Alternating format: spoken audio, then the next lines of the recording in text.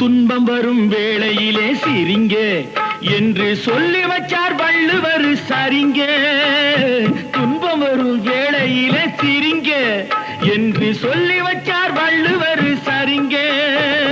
பாம்பு வந்து கடிக்கையில் பாழு உடல் துடிக்கையில் யார் முகத்தில் பொங்கி வரும் சிரிப்பு. இது கீழ்புறத்தில் இனிப்பு மேல்புறத்தில் கசப்பு.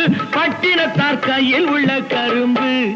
இது பட்டினத்தார் கையில் உள்ள கரும்பு.